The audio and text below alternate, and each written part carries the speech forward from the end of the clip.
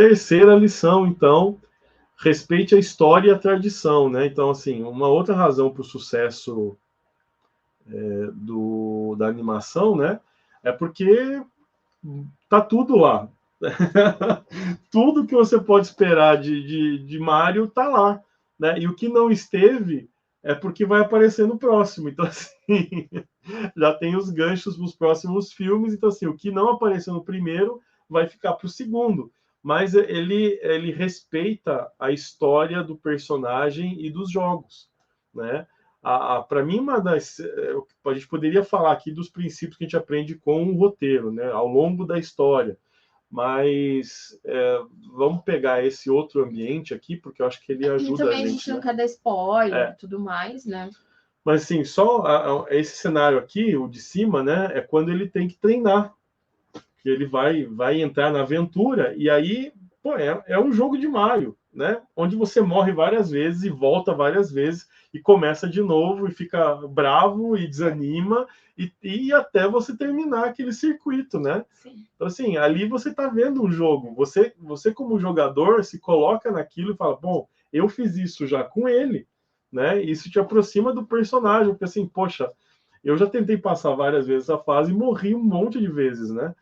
Então ali você vê tanto cenários de fases do jogo como um ambiente que se aproxima muito da questão do jogo, né? Diferente de quando a gente estava falando de The Last of Us, onde tinha uma outra proposta totalmente diferente ali de meio que separar você do jogo. Olha, você não está mais no controle.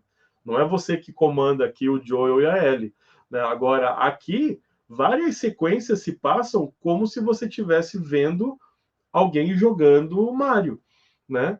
Então, isso eu achei que respeitou a história e a tradição do personagem da franquia. E isso tem um peso grande também para a gente, né? Aí peguei algumas matérias, né, para ajudar a reforçar a ideia, mas quer ler? Então, ali, ó, crítica: Super Mario Bros. O filme faz jus ao legado do bigodudo da Nintendo. Super Mario Bros. O filme é uma carta de amor aos fãs. Super fanservice, né?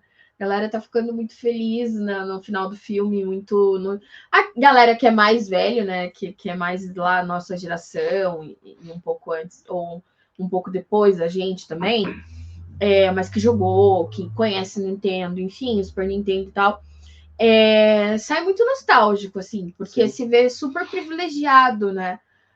Na questão de lembrar do jogo, eu passei por essa fase, enfim. Então, o filme, ele traz isso, ele beneficia as pessoas que jogaram, né? Sim. Lá, os primeiros jogos, inclusive, e tudo mais. Então, e traz aquela lembrança boa, né? Trouxe algumas, assim, nós temos muitas referências no Antigo Testamento sobre registrar a história do povo em livros, né? Que a gente não tem acesso, mas que a gente sabe que aquela história ela foi tão importante que ela ficou registrada e foi usada pelo povo da época para não esquecer daquela história, né? Para que Pode. outras gerações não esquecessem, né? Então aqui a gente usa a referência lá de Josué, né? Josué, no capítulo 24, no versículo 26, diz assim: Josué registrou essas coisas no livro da lei de Deus. Depois ergueu uma grande pedra ali, sob a grande árvore, perto do santuário do Senhor. Coloquei essa referência porque estamos estudando juízes na disciplina de livros históricos na faculdade. A gente está falando sobre a transição entre Josué e o governo de juízes, né? Que é o pior livro para você estudar academicamente falando, é o livro de juízes, porque não tem quase nada de bom naquele livro lá, né? Por que esse livro está na Bíblia? Só tem desgraça aqui, né? Como é que eu vou ensinar princípios positivos dentro de um livro que só tem coisa ruim? Mas enfim, a gente vai ver, principalmente lá nos Crônicas, vai ter tudo que o rei tal fez foi registrado no livro das Crônicas dos Reis de Judá e tal. Enfim, o povo de Israel tinha essa noção de registrar para que a tradição fosse lembrada, para que a história do povo fosse lembrada. Né? E a partir dessa preocupação e desse respeito com a tradição e com a história, você tem a construção do Antigo Testamento. Os livros vão ser escritos, alguns, né, em cima dos registros que tinham naquele período, né? Então, é muito importante a gente respeitar a história e a tradição. Agora, nós aqui nesse ponto da história, né, do projeto de Deus para a humanidade, é a tradição da igreja, é a história da igreja, é conhecer aqueles que nos antecederam, né? É conhecer como nós chegamos até aqui enquanto povo de Deus, né? O que aconteceu de Atos até hoje para que a igreja estivesse do jeito que está. Eu só consigo entender essa dinâmica se nós conhecermos a história da igreja, né? Então a gente precisa ter essa perspectiva. E hoje eu vejo que o pessoal não conhece muita coisa, não quer saber também de igreja, né? Da história da igreja. Não conhece o fundador da sua denominação. Não sabe quem começou a igreja que você vai, né? Às vezes a igreja tem 100 anos, às vezes tem 50, às vezes tem 30, ou às vezes é o teu pastor que fundou e começou a obra, e você não sabe nem o que levou ele a abrir essa igreja, né? Então, assim, conhecer as nossas origens enquanto cristãos, primeiro, no geral, né? No geral, né? Sim, história da igreja como um todo, e depois, mais especificamente, da denominação que você faz parte. Sim. Como surgiu a Igreja Batista, como surgiu os presbiterianos, como surgiu os assembleianos, como surgiu a Igreja do Evangelho Quadrangular, em que contexto, quando surgiu, quem fundou, né? Só vou entender a dinâmica do que a minha igreja faz, né? Porque assim, determinadas denominações têm um apelo maior com a questão social, né? Então, provavelmente isso tem a ver com a história da igreja, né? Outras têm um aspecto maior de escola bíblica e tal. Tudo isso se explica ao longo desse conteúdo. Então, eu preciso entender isso, né? Conhecer essa dinâmica de onde eu vim, para onde eu vou, né? Conhecer de onde nós viemos, para que a gente possa ser bons líderes, né? Bons cristãos, bons membros das nossas igrejas, né? É isso aí. Sem comentários. Não, já falou tudo. Então não vou falar mais nada. Não, pode falar. A questão de pensar na próxima geração, eu acho isso muito incrível, né? A ligação das gerações, que muitas vezes a igreja se esquece disso.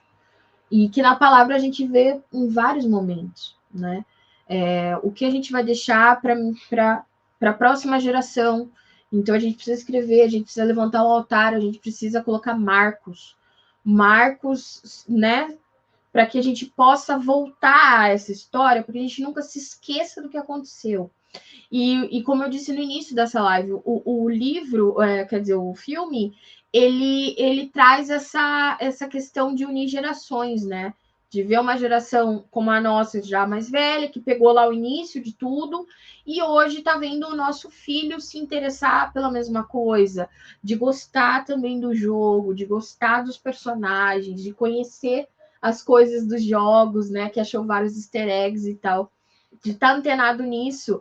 E como isso é muito legal, é muito importante, e como a gente se esquece dessas coisas, né? E aí o livro norteador da nossa fé, que é a Bíblia, que nos mostra tantas histórias, que tem sempre algo falando sobre isso, né? Sobre a gente não esquecer daquilo que o Senhor fez, para que isso marque, para que essa história seja escrita no livro, para que as outras gerações, para que as próximas gerações conheçam, né? Então, a gente muitas vezes não, hoje principalmente, né? A nossa sociedade está muito tecnológica, muito rápida, todas as coisas estão com uma mudança, as coisas mudam muito rapidamente. A gente vê que muitas vezes nós nos esquecemos de muitas coisas e não colocamos marcos que precisam ser lembrados. E a igreja também está se esquecendo de escrever essa história e trazê-la para unir as gerações. Aqueles que viveram o início das coisas e aqueles que estão chegando agora, aqueles que ainda são pequenos, aqueles que precisam aprender dos mais velhos. A gente está perdendo muito com isso.